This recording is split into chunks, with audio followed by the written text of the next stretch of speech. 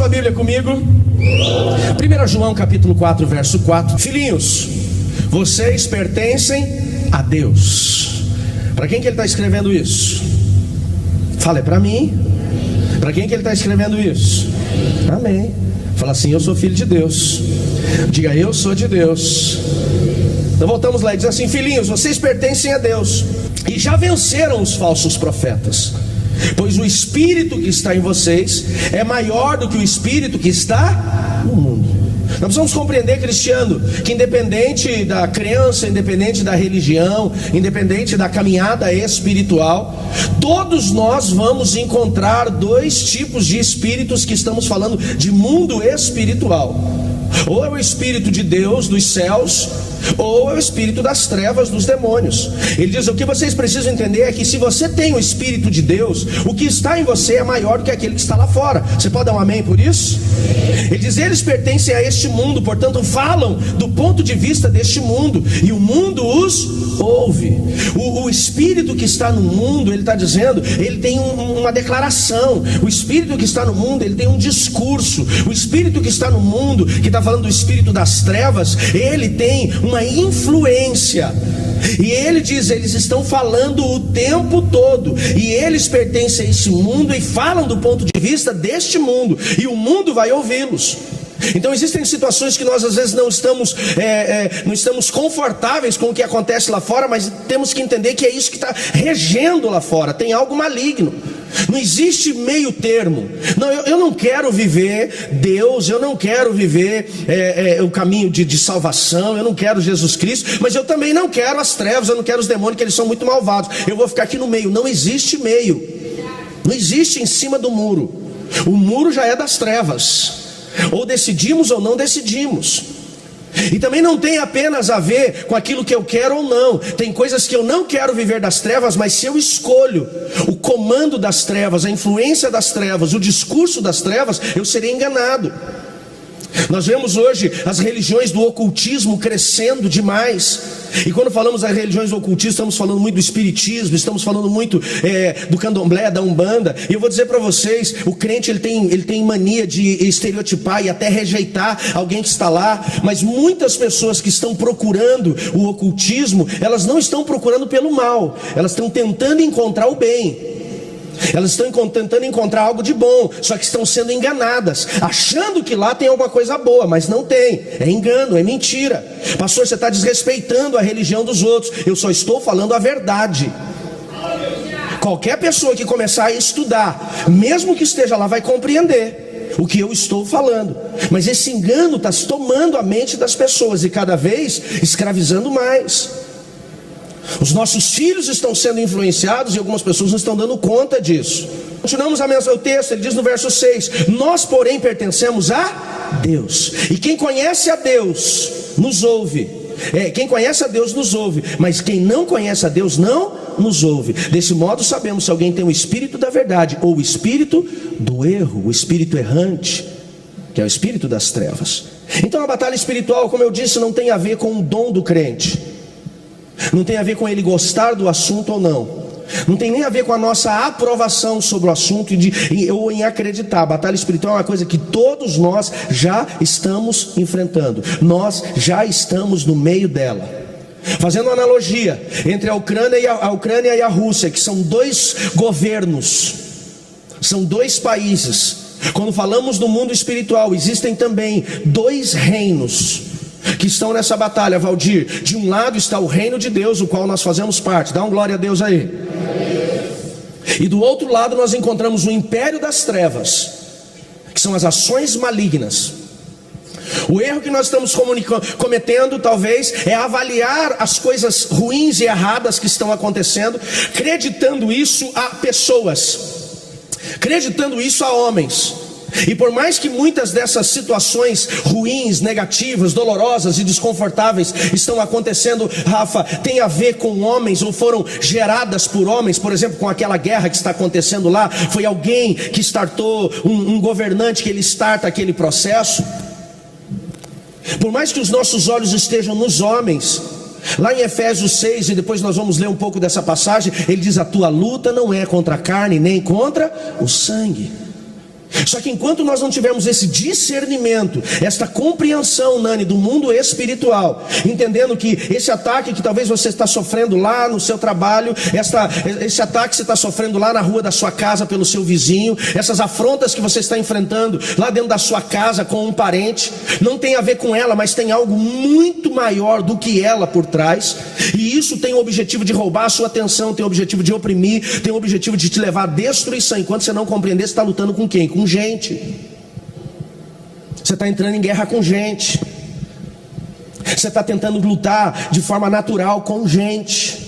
E talvez essas lutas não passam nunca. Você não vence nunca. E todo mundo é derrotado, Adriana. Por quê? Porque a Bíblia diz que tem algo espiritual por trás. E eu e você precisamos ter esse discernimento. João, ele diz aqui: o Espírito que está em nós é maior do que está no mundo. Você pode dar um amém por isso? Tem pessoas, como eu falei, que estão ignorando o mundo espiritual, a batalha espiritual, achando que tudo está bem, não estão enxergando o que está acontecendo, sem lembrar que existe trevas, império, Deus, reino. E o que é mais interessante é que algumas pessoas nunca conseguiram, Maurício, compreender o mundo espiritual. É uma coisa interessante. E você só começa a ter essa compreensão do mundo espiritual talvez quando você decidiu caminhar com Deus. Tua vida aparentemente ia tudo bem, as coisas estavam tudo bem. Aí de repente alguém te convidou para vir à igreja, e você começou a participar dos cultos, e você começou a aprender sobre princípios. Você começou a tomar algumas posições dentro da sua casa. Você começou a decidir mudar os seus comportamentos. Depois, Bruno, nós vemos pessoas que elas decidiram entregar sua vida para Jesus. Ela decidiu descer as águas do batismo. E quando ela começa a tomar estas decisões, o que acontece, Davi? O negócio se levanta. E ele fala assim: rapaz, foi eu começar a ir naquela igreja, tudo se levantou. Estava tão bom, estava tão fácil. Mas só começar, tem uma coisa errada. Meu irmão, sempre existiu. É que você não enxergou. Vamos analisar a Bíblia Sagrada. Se você pegar de Gênesis a Malaquias, que nós chamamos de Velho Testamento, olha só, quem gosta de ler a Bíblia vai entender o que eu vou falar aqui. De Gênesis a Malaquias, Patrícia, nós não vamos encontrar mais do que uma possessão maligna. De Gênesis a Malaquias você não encontra manifestações de demônios a não ser uma. Você vai encontrar menções a demônios, mais especificamente ao diabo, a Satanás. Você vai encontrar 4 menções mais específicas. Lá em Gênesis, Andréia, capítulo 2, quando Satanás ele vence Adão e Eva na tentação. Depois nós vamos encontrar uma segunda menção de Satanás lá em Jó, quando ele questiona a lealdade de Jó. E o livro de Jó, cronologicamente, ele deveria estar pertinho, ele está pertinho de Gênesis. Depois nós vamos encontrar uma outra menção, que nem diz exatamente, a palavra Satanás, que é Ezequiel 28, que fala do seu pecado, da sua rebelião contra Deus. Depois nós encontramos Isaías capítulo 12, a queda de Satanás, ele sendo lançado dos céus. Então são 4 menções específicas, mais voltadas ao diabo, e uma possessão maligna que nós encontramos lá em 1 Samuel, que é a possessão de Saul, lá no capítulo 16 de 1 Samuel. O primeiro rei de Israel desobedece ao Senhor, é soberbo, se volta contra a direção de Deus, e a Bíblia diz que o Espírito de Deus então sai dele, se afasta dele, e a partir do momento que o Espírito de Deus se afasta dele, como ele não tinha o Espírito vivificado, ele não era a habitação do Espírito de Deus, então ele vinha, manifestava, e ele não vem mais manifestar, e agora ele se torna uma pessoa vulnerável por conta da sua desobediência, por conta da sua carnalidade, e a Bíblia diz que o espírito maligno começa a oprimi-lo. Então lá em 1 Samuel 16, a Bíblia diz que o espírito maligno começa a oprimir. E essa opressão não é só uma opressão que ele perdia o sono, não é uma opressão que ele ficava com medo, era uma possessão. 3 vezes ele tenta cravar Davi com uma lança. Ele endemoniava mesmo, ele perdia o controle. E os seus súditos, preocupados com o que estava acontecendo com o seu senhor, dizem assim: nós precisamos trazer alguém que lhe dê paz, alguém que ajude ele sair disso. Então eles procuram alguém que pudesse tanger a harpa. E a Bíblia diz que eles trazem Davi. E Davi então começa a tocar a sua harpa, a dedilhar a sua harpa. E a Bíblia diz que enquanto ele tocava, aquele espírito maligno que estava sobre Saul saía. Aí alguém diz assim: uau, a música é poderosa, né, pastor? Com todo respeito aos nossos músicos, não é a música, mas é o poder de Deus que se manifesta no louvor, amém, queridos? Deus não habita na música, mas Deus habita no louvor. E quando Davi começa a louvar, a presença de Deus se manifesta naquele lugar, então o demônio tem que ir embora. No Velho Testamento nós não vemos então muitas menções. Aí você diz assim: ô pastor, era melhor ter vivido naquela época. Se não tinham demônios, não, eu não disse que não tinham demônios, eu estou dizendo que eles não eram vistos. Aí encerra o Velho Testamento em Malaquias. Entra um período que a Bíblia chama de intertestamentário. É um período de 400 anos onde Deus fica em silêncio, por conta do afastamento, da apostasia, do esfriamento espiritual do povo de Israel. Deus não traz mais nenhuma revelação. E nós vamos então encontrar uma nova manifestação de Deus somente no Evangelho de Mateus. E o Evangelho de Mateus traz o quê? O nascimento de Jesus.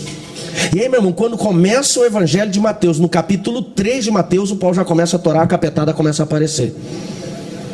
Aí você fala assim: pastor, era melhor a gente ficar lá em Malaquias. Malaquias não tinha demônio, Mateus já começa a ver demônio, Lucas já aparece demônio, João já fala de demônio o tempo todo, Marcos nem se fale. Gente, os demônios sempre estiveram no Velho Testamento, mas o problema é que eles estavam sendo dominados pelo império das trevas. E o que trevas fala do que, gente? Trevas fala do que? Fala comigo: escuridão. Eles eram dominados pelo império das trevas, pela escuridão. Então lá na escuridão os demônios agiam, mas eles não viam. Não é que os demônios não estavam lá. Por que quando Jesus começa o seu ministério, Michael, de repente os demônios começam a aparecer? Porque quando Jesus vem, o próprio Deus vem a essa terra, o Emanuel, o Deus conosco, vem a essa terra. O que ele traz? Ele traz a luz do reino de Deus. E quando a luz chega, começa a revelar os demônios que estavam ali.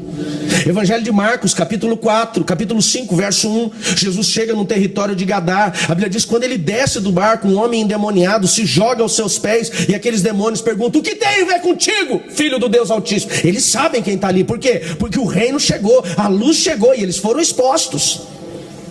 Ele falou: quem está aqui? Por que você veio aqui nos incomodar? E Jesus falou: quem é você? Legião, porque somos muitos.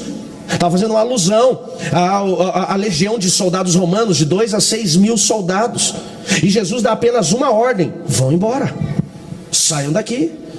E você vai encontrar então, onde Jesus entrava, os demônios se manifestavam. Nós vamos encontrar profetas que tinham intimidade e relacionamento com Deus, que não tinham essa autoridade de chegar os demônios se manifestar. Moisés, Elias, Isaías, Ezequiel, Jeremias, o próprio Davi. Nós não vamos encontrar esses homens chegando num território e os demônios se manifestando. Mas quando Jesus chega, o que ele traz é a luz dos céus para aquele lugar, e os demônios começam a manifestar. Por que de repente a sua vida começou a ficar desconfortável quando você começou a caminhar com Deus? Porque não tinham opressões malignas, ataques malignos? Sempre tiveram. A questão é que você não enxergava. Agora, quando você recebe Jesus como Salvador, a luz do reino de Deus entra na sua casa, lá no seu trabalho, lá na rua onde você mora. E de repente aquele vizinho que parecia que era teu parceiro, o cara endemonia. Aquele colega que era teu amigo, até te convidando para fazer uns cachorros na empresa, de repente ele vira teu inimigo. Aquele chefe que era teu parceiro, de repente começa a te perseguir. Você fala: mas o que aconteceu? Aconteceu que a luz chegou. Você pode dar um glória a Deus por isso? A luz chegou. É exatamente isso que nós precisamos compreender. A guerra sempre existiu. O problema é que você estava na ignorância. E não estou falando de ignorância, Rogério, por uma pessoa tola, é porque não conhecia, ignorância de não conhecer. E agora está na hora de você começar a compreender. A guerra sempre existiu. O que acontece é que os demônios estão sendo vistos. Se você entrar num galpão abandonado agora à noite, uma noite gelada como essa, e não tem luz naquele ambiente, você vai tateando a parede e você não sabe onde está pisando. E se você imaginar que aquele lugar está livre e vai andando naquele lugar livre, você não tropeça, você talvez não pise numa tábua com prego, e também não vê o que está ali. Você não conhece o ambiente. Aí de repente você resolve acender uma lanterna. Abre uma lanterna daquelas luzes de LED. Quando você abre a lanterna, é rato correndo de um canto, barata saindo do outro. Por quê? Porque a luz revela os parasitas. Mas aí você olha e fala assim: pastor, eu comecei a tomar uma posição com Deus, meus filhos se levantaram, meu marido se levantou, meu cunhado se levantou. Ei, não são eles. tem algo espiritual por trás. E não existe demônio bonzinho. Não vou fazer então um pacto com os capeta, pastor. Assim, porque a gente fazer uma parceria, né? Não existe isso. Tem gente que está lá no ocultismo achando que vai fazer uma parceria, vai ser amiguinho. O diabo não quer ser teu amigo, não. A Bíblia apresenta Satanás e seus demônios como o quê? Como adversário. A palavra Satanás, ela significa exatamente isso. Adversário. De quem? De Deus? Não, ele já é derrotado. Ele é adversário do homem. E qual é o papel do diabo e os seus demônios? Matar, roubar e destruir. Todos os dias eles estão agindo para matar, roubar e destruir. Se eles dormem, eu não sei se demônio dorme, quando eles acordam com o foco e a missão de matar, roubar e destruir. As trevas não tiram férias. Eu e você tiramos férias espiritualmente. Eu não estou dizendo que é errado você tirar férias fisicamente, profissional. Aliás, é merecido e importante. Amém, queridos? Isso é a voz de quem está cansado, já está esperando dezembro chegar, né? Isso aí, eu também estou assim. Ei, quando nós fazemos uma avaliação fisicamente, nós precisamos de descanso. Profissionalmente nós precisamos de férias. O problema é que tem gente que não está tirando férias fisicamente ou profissional, ele está tirando férias espirituais. Não, eu vou parar um pouquinho aqui, eu vou tirar um tempo sabático espiritualmente. E os demônios não precisam de um mês de tempo sabático ou de férias para eles agirem na tua vida. Eles só precisam de um minuto de bobeira. É só uma palavra errada que você dá, é só um comportamento errado, é só uma brecha, é só uma atitude. Quem está entendendo, diga amém. Quando nós começamos a avaliar todo esse ambiente espiritual, uma das primeiras perguntas que se faz, Marina, é: pastor, o texto de João diz que maior é o que está no mundo do que está em nós, mas ultimamente a impressão que dá é que os demônios parece que estão vencendo. A impressão que dá é que eles estão sendo mais fortes. Será que João se enganou? Ou eles arrumaram uma força, uma energia que é diferente? Gente, não tem nada a ver deles serem mais fortes, tem a ver com as brechas que nós damos. A Bíblia diz que o diabo e os seus demônios já foram derrotados na cruz do Calvário. Você pode dizer um amém? Mas por que parece que lá na sua casa, lá no seu trabalho, lá no seu bairro, eles estão mais fortes? Por causa das brechas que estão sendo geradas naquele ambiente, por causa do pecado que está sendo gerado naquele ambiente. Como que os demônios eles agem? Eles agem por infiltração. Por exemplo, tem uma casta de demônios, uma regência de demônios, que o próprio Jesus ele fala lá no Evangelho de Mateus, chamado Beelzebu. E ele ainda continua dizendo: Beelzebu, o senhor das moscas. É uma regência de demônios que ela vai agir em duas brechas principais que nós damos. Quem é Beelzebu? Né? Que regência é essa? Beelzebu ele vai agir por duas principais brechas. A primeira delas, onde tem ferida. Onde essa regência de demônios ela vai agir? Ela vai agir nas feridas. Já viu um animal ferido com corte, um berne aberto andando? Já viu já? O que anda em cima dele? Moscas. Onde tem pessoas feridas na alma, pessoas amarguradas, pessoas que não liberam perdão, pessoas que não conseguem perdoar, a ferida atrai esses demônios. Então às vezes você olha e fala assim: parece que as trevas estão vencendo, parece que o diabo está vencendo. Não é que ele está vencendo, é que você tem uma infiltração aí na sua ferida que está gerando um campo fértil para atuação. Pelo amor de Deus, busca cura urgente. Deixa Jesus te curar. Posso ouvir um amém? Deixa ele trazer cura.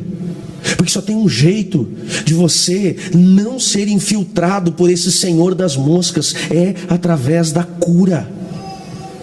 Quando você cura a ferida, ou quando você deixa Deus curar a ferida, Ele coloca o remédio espiritual, o bálsamo espiritual, que é o seu toque, a sua virtude. Essa ferida na sua alma se cura, os demônios não têm mais entrada. Quando ele chega na tua casa, fala: oh, aconteceu, porta fechada. Aí ele vai tentar e não encontra, fala: mas o que aconteceu? O cara resolveu fechar. Aí ele vai procurando, de repente ele sente fazer: tem cheiro de remédio, curou, não posso estar mais aqui. Por que você acha que os demônios eles agem tanto, as trevas agem tanto para você não liberar perdão? Não perdoo. Quando você fala assim: olha, eu morro, mas não perdoo, Satanás aplaude: ei, esse é dos meus, estou em casa. Verdade. A gente ri e é para descontrair um pouquinho, mas é verdade.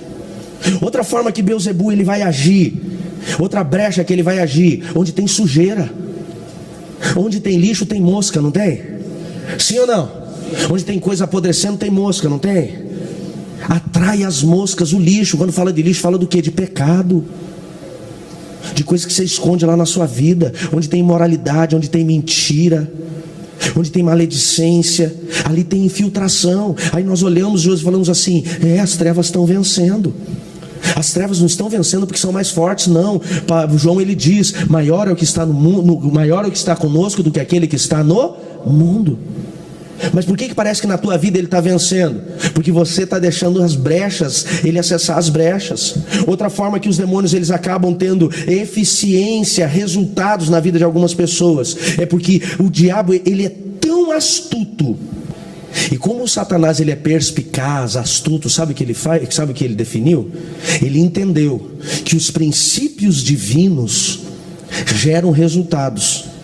Então os demônios, eles trabalham em cima de princípios divinos. Pastor, agora eu achei uma heresia nessa igreja, hein, pastor? Agora eu achei heresia, agora não, agora você forçou. Você acha mesmo? Por exemplo, unidade. Os demônios são unidos?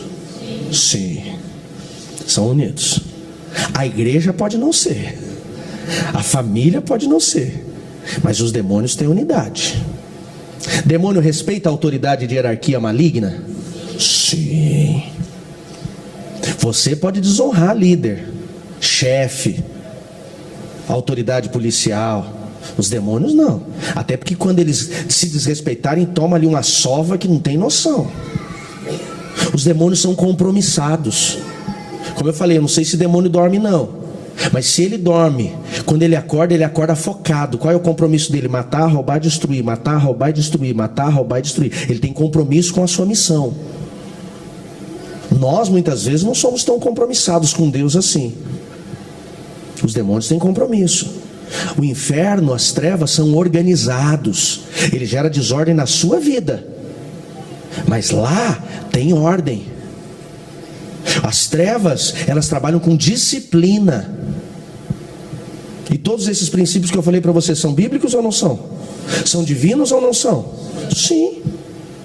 Eles são compromissados, unidos, organizados, disciplinados, respeitam a autoridade e têm hierarquia. Cada um fazendo aquilo que foi definido para ele fazer. Por isso que a impressão que talvez algumas pessoas tenham é que eles estão vencendo, porque eles estão agindo debaixo do princípio. Satanás não vai se converter, os demônios não vão se arrepender, eles não vão ter uma segunda chance. Os princípios não vão salvá-los, mas eles sabem que o princípio é poderoso, então eles vão agir dentro do princípio. E tem muita gente que não coloca o princípio em prática. E sabe o que ele quer roubar de você? O princípio. Ele vai tirar de você exatamente o princípio.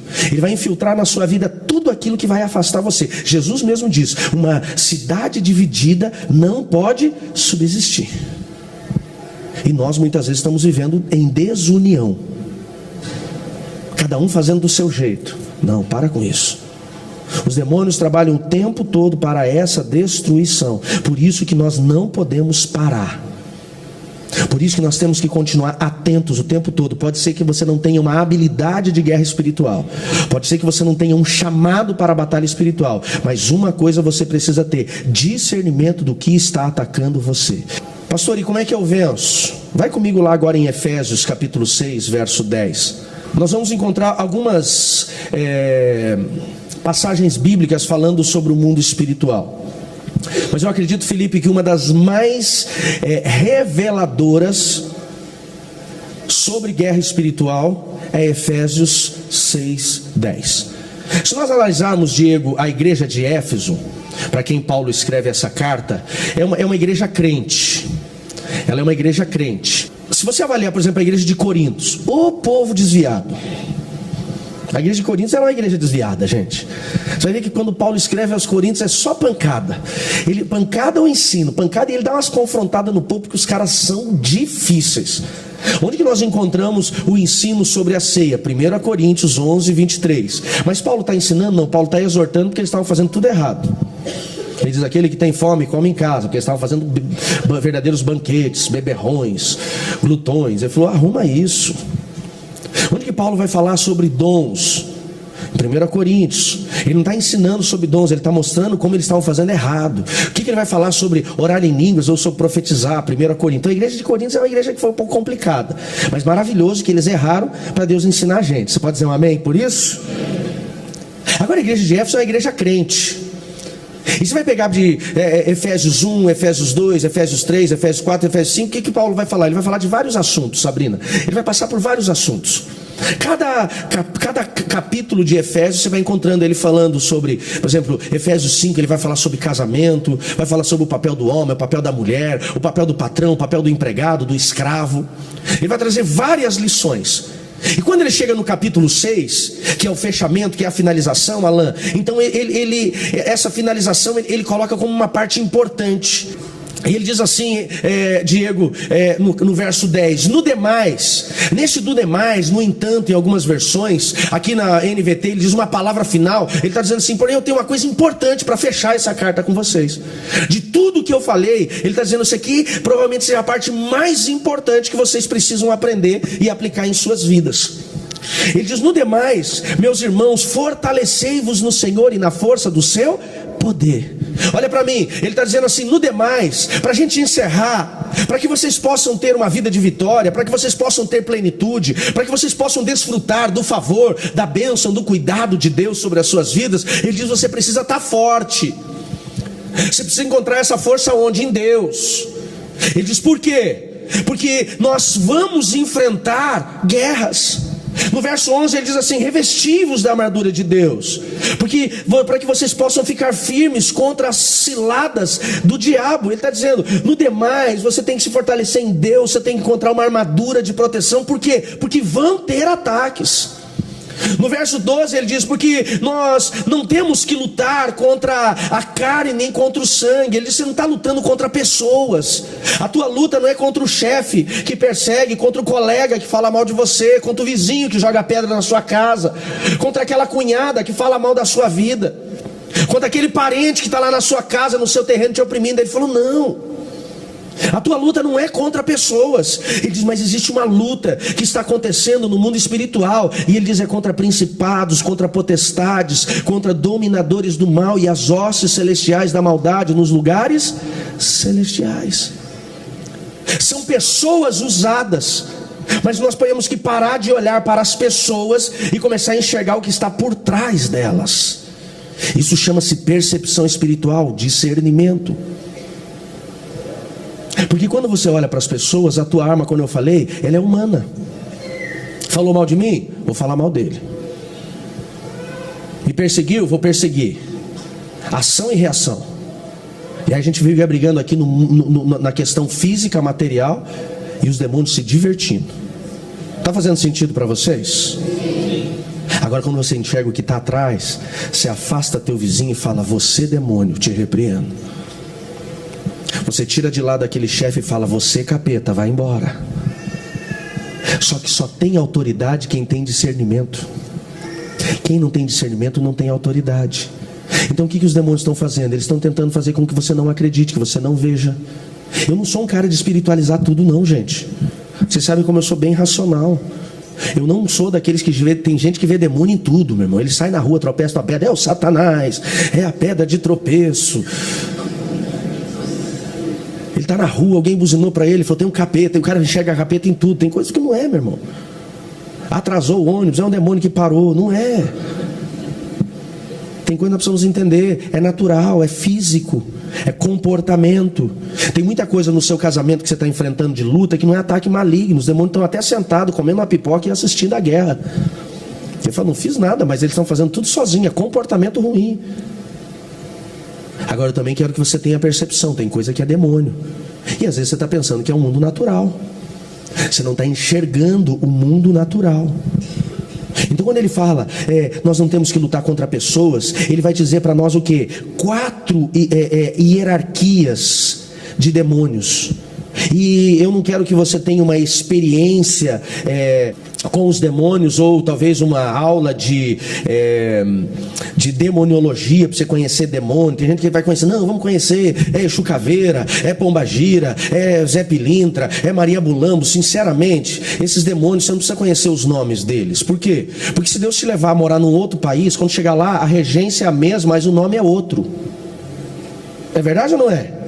Vai chegar lá nos Estados Unidos, eu repreendo o Pombagira. O povo fala, Pombagira? Mas dá um nome Pombagira, eles não reconhecem isso. Não é a Pombagira, esse é o nome lá da Umbanda. Você tem que entender a regência, imoralidade, o que gera imoralidade, qual é a porta que entrou, qual é a regência, violência, sangue, o que gera. Regência fala de reger, lembra do maestro? Regente, regência, ele está só conduzindo o processo, tem uma regência. E essas regências malignas, elas têm hierarquias e nós precisamos compreender. Tem gente que está repreendendo de uma pessoa possessa de demônios um principado. O principado não vai possuir ninguém. Então o primeiro grupo que ele diz ali são os principados. Quem são os principados? É uma caça de demônios que está logo abaixo de Satanás. Eles são a maior autoridade no reino das trevas depois de Lúcifer, o anjo caído. Esses são os principados. Na Bíblia, principado frequentemente é usado para se referir a uma classe de demônios, de anjos que caíram, que eles vão atuar especificamente em territórios. Principado das trevas são demônios que têm uma função de coordenar atividades e outros demônios, atividades de outros demônios em territórios. Então principados eles vão agir em continentes, principados vão agir em países, principados vão agir em estados, principados vão agir em cidades. Principados fala de príncipes, principados das trevas, são demônios que estão ligados diretamente a Satanás, e eles recebem essa direção direta do diabo. E os principados não vão possuir pessoas, porque o objetivo deles é mudar, é coordenar e é aprisionar territórios. Então o principado que age na Colômbia, por exemplo, ele vai ser diferente do que age no Brasil, e os dois estão no mesmo continente. Lá você vai encontrar principados que estão voltados muito mais às drogas, à violência. No Brasil a gente vai encontrar principados voltados, lá também tem idolatria, mas aqui fala muito de idolatria, imoralidade. O que age na divisa aqui, Brasil e Paraguai, quem já atravessou a ponte da amizade, por exemplo, você vai atravessando a ponte da amizade, parece que o ambiente fica esquisito, muda, já notou? Parece que a atmosfera é diferente. Você fala assim, nossa, que esquisito, é o clima, parece que é mais quente. Mas você atravessou um rio, o clima é mais quente. Não fala só de um clima mais quente, não é do cheiro que é mais sujo. Claro que a sujeira tem a ver com esse principado, mas ali fala muita miséria, fala de muita corrupção. São principados que agem no crime. Então eles vão agir sempre através de territórios. A autoridade deles vai ser voltada a esses territórios. Eles querem subjugar estados, cidades, países. Depois nós vamos encontrar quem? Nós vamos encontrar as potestades. Qual que é a definição de potestade? Condição de quem manda, de quem exerce um domínio, uma potência, um poder sobre algo. A potestade, ela está diretamente subordinada aos principados. Ela tem uma força sobrenatural. Só que a potestade, ela não vai agir no território. A potestade, ela já vai agir nos governos desses territórios. Ela tem o objetivo de dominar governos. Fala de trazer corrupção, fala de dominar áreas de atuação. Quem está me entendendo, diga amém. Então as potestades, elas têm o objetivo de influenciar. E eles vão trabalhar, por exemplo, naquilo que nós ensinamos aqui na igreja, que são os 7 montes, as 7 áreas de influências. As 7 áreas de influências, elas são coordenadas, pastora Neia, pelas potestades, quando são para as trevas. Então o objetivo da potestade é trabalhar lá dentro da educação, trazer situações que venham corromper os valores, os princípios lá para os pequenininhos, para que eles já comecem a ser doutrinados pequenos. Quem está entendendo, diga amém. Aí pastor, você está dizendo que agora toda a escola então é endemoniada. Não estou dizendo isso não.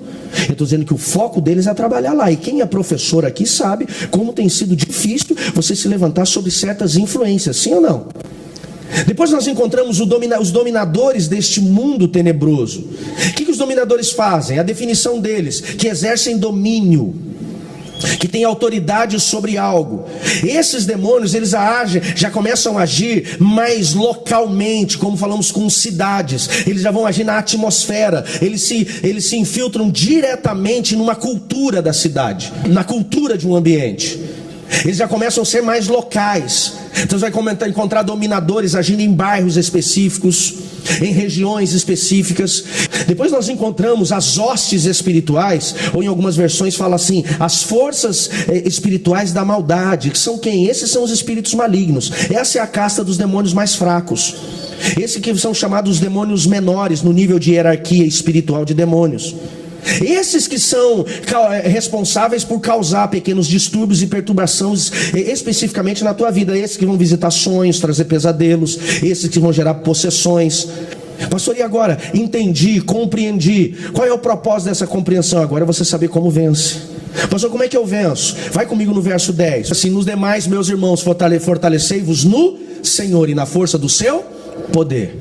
Quando você compreende que só tem uma forma de você vencer essas ações malignas, essas hostes espirituais, que é no poder de Deus, agora você vai buscar onde está o poder de Deus. A primeira coisa para que eu encontre o poder de Deus está onde, Lorena? É quando eu aplico o princípio correto. Por que os demônios parecem que estão vencendo? Porque, carioca, eles estão vivendo o princípio da unidade, eles estão vivendo o princípio da hierarquia e autoridade, eles estão vivendo o princípio do compromisso, o princípio da disciplina. Como é que você fortalece no Senhor? Quando você aplica o princípio. Se não quer ver seu casamento, a sua casa, sendo dominada por essas hostes de demônios, esses demônios de uma classe mais baixa, mas que continuam oprimindo, e você olha e fala assim, se eles são mais baixos, como é que vai ser o mais alto? Porque esse aqui já está fazendo uma bagunça na minha casa. Depois que eu me fortaleço, ele vai dizer assim lá no verso 11, e revesti-vos, melhor dizendo, de toda a armadura de Deus, para que possam estar firmes contra as astutas ciladas ou ataques do diabo. Ele vai atacar. E para que você não venha ser vencido pelos ataques, a armadura de Deus. Pastor, qual é a armadura de Deus? Diz assim, portanto, vistam-se, verso 13, de toda a armadura de Deus, para que possam resistir o inimigo no tempo mau. Depois da batalha, vocês continuarão de pé e firmes. Quem tem a armadura, não significa que ele não vai enfrentar guerra, vai ter. Mas quando ele tem armadura, ele está em Deus, esta guerra que ele enfrentar, ele vai ficar firme. Você pode dar uma glória a Deus por isso? Então ele vai apresentar para nós a armadura de Deus, verso 14. Portanto, na NVT, diz assim, na versão nova, na nova versão transformadora, portanto, mantenham a sua posição, colocando, cingindo, vestindo o cinturão da verdade, a couraça da justiça, o calçado da preparação do evangelho da paz, para que estejam inteiramente preparados. Em todas as situações, levante o escudo da fé, para deter as flechas inflamadas, as flechas do fogo maligno. Usem também o capacete da salvação, e empunhem em suas mãos a espada do Espírito, que é a palavra de Deus. Pastor, então o que eu preciso? Eu preciso vestir armadura. Você tem que vestir armadura. Então, se você ainda tem a visão que colocar a armadura de Deus é fazer uma oração, você já tomou pancada. Sabe como é que você coloca a armadura de Deus? Não falando, vivendo. Amém, queridos? Cinturão da verdade é quando você fala a verdade. Se você é íntegro na sua palavra, a partir do momento que você é íntegro, João colocou o cinturão da verdade, mentiu, caiu o cinturão. Cinturão fala do que? De firmeza, de estrutura, posição para a guerra, para ele não ser dobrado. Tem muita gente que está sendo dobrado no mundo espiritual. Por quê? Porque infelizmente a mentira não se aparta da sua boca. Mas pastor, às vezes não tem o que fazer, pastor. Se falar a verdade para o cliente, perde o cliente. Perca o cliente, mas não perca a tua batalha. Amém, queridos? A partir do momento em que você é injusto no seu trabalho, injusto com o seu cliente, injusto com a sua esposa, injusto com o seu marido, injusto com os seus filhos, você pode ficar orando 24 horas, põe a justiça no meu peito. Eu digo, não, meu irmão, acabou. Quando você é injusto, caiu a couraça da justiça. A partir do momento que você foi injusto, perdeu a proteção. Capacete da salvação, guarda sua mente, seus pensamentos. Escudo da fé.